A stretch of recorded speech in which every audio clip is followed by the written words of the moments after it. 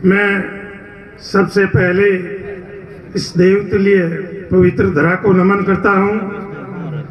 मैं आप सब लोगों को हाथ जोड़ के प्रणाम करता हूं और सम्मानित मंच को भी नमन करता हूं।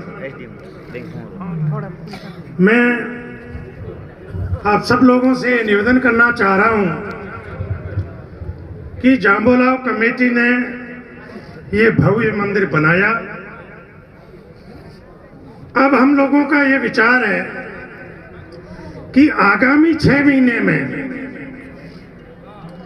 इस तालाब का सौंदर्यीकरण के लिए एक डीपीआर बनाएंगे और एक जांबोलाव कमेटी के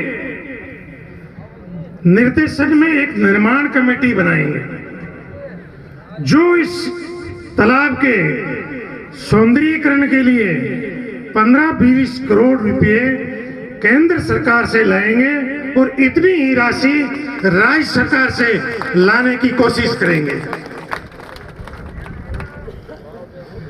और मैं एक निवेदन आप लोगों से करना चाह रहा हूं कि सभी वक्ता भी कह रहे थे, अभी और लोग भी कह रहे थे कि प्रकृति और पर्यावरण बचाने के लिए पिछले समय से संघर्ष कर रहे हैं। संघर्ष करना भी चाहिए और प्रजातंत्र में हक भी संघर्ष से ही मिलेगा। मगर मैं ये निवेदन करना चाह रहा हूं कि अगर आपको संघर्ष करना है तो आपको लड़ाई कई तरीके से लड़नी पड़ेगी। आप बंद कराओगे, आंदोलन करोगे, अच्छी बात है, ये काफी लंबे समय से ही चल रहा है। मगर ये सामाजिक संगठन से मैं निवेदन करना चाह रहा हूं और मैं सम्मानित लोगों से भी निवेदन करना चाह रहा हूं कि क्या आप लोगों ने इस बारे में कोई विधेयक पेश किया? इतने साल संघर्ष करते होंगे, क्या आपने कोई ड्राफ्ट बिल बनाया? क्या आप ये सोच रहे हो कि खाली ट्री एक्ट बन जाएगा या सजा ज्यादा कर देंगे तो क्या अपराध रुक जाएगा? एनडीपीएस एक्ट आपके सामने 20 साल की सजा कर दी, पहले उसमें 3 साल की थी, क्या बंद हो गया? क्या जो भी ये आंदोलन कर रहे हैं उनसे मेरा निवेदन है कि केवल कानून से एक समस्या हल हो जाएगी, मैं इस चीज को कम मानता हूं। आपको कई रास्ते, कई विकल्प पर विचार करना पड़ेगा। आपको उसकी प्रक्रियाओं पर विचार करना पड़ेगा।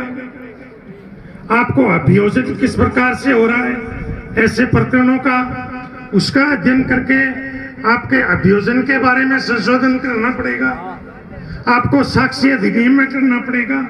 ये चीजें आप ड्राफ्ट बनाइए और उस ड्राफ्ट को आप किसी सदन में रखवाइए तो अपना सार्थक प्रयास मिलेगा।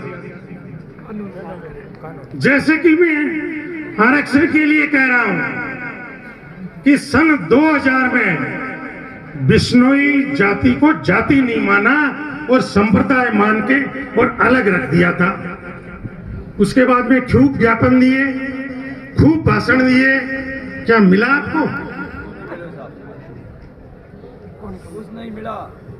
उसके 23 साल बाद जब इस पर संघर्ष समिति बनी, उस पर मंथन हुआ कि भी हमारी स्थिति क्या है, और जब हम आयोग में गए तो हमें पता चला कि आपके 23 साल से कागज ही बंद है। तो ये मैं निवेदन करना चाह रहा हूं कि अब जब आयोग ने रिकमेंड कर दिया और फिर मंत्रालय में जाके अटक गया, अब आपको मंत्रालय से निकलना पड़ेगा। तो यही पर्यावरण के बारे में कह रहा हूं कि अपने को पर्यावरण के लिए कई जगह संघर्ष करना पड़ेगा और वो सारे संघर्ष करेंगे तो अपने को सफलता मिलेगी। और बाद में जब सामाजिक की रूप से करना चाह रहा हूं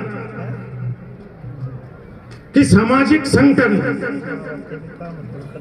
जब राजनीतिक संगठन के रूप में मीटिंग लेना शुरू कर देगा तो समाज की प्रगति नहीं हो सकती। जैसे कि कुछ समय पहले एक मीटिंग हुई थी सामाजिक, मगर उसका रूप राजनीतिक था। कैसे? खूब सारी पुलिस बुला ली, एक विचारधारा एक व्यक्ति के प्रति जिंदाबाद, बाकी कोई बोलेगा नहीं, तो ये सामाजिक संगठन नहीं हो सकता। सामाजिक संगठन के लिए बहुत सारा आपको चिंतन करना पड़ेगा, सबकी आपको सुननी पड़ेगी, तब जाके समाज का और सबको साथ लेना पड़ेगा। अगर आपने सामाजिक संगठन को राजनीतिक मीटिंग बना दी तो आपका नहीं हो सकता। बिल्कुल हाजी के अपने को जमलाओं का अगर और विकास करना पड़ता है, सबको एक साथ मिलके केंद्र सरकार से राजस्थान सरकार से मिलके पैसे लाना पड़ेगा, राजनीतिक पार्टियों को अलग रखना पड़ेगा, मदद जरूर लेनी पड़ेगी, मगर राजनीतिक चोला हटा के। यही मैं आप लोगों से निवेदन कर रहा हूं। बहुत बहुत धन्यवाद।